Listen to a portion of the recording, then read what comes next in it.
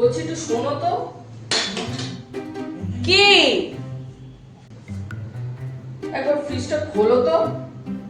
কি খুলতে বলছো? এ নাও খুললাম।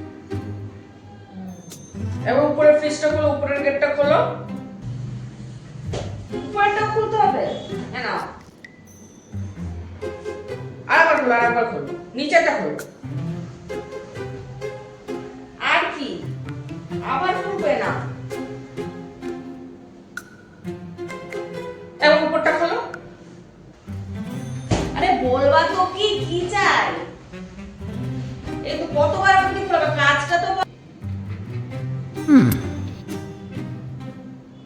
মা, তুমি যা বলছিলা ফ্রিজে কারেন্ট লেগে গেছে। কোথায় কারেন্ট লেগেছে?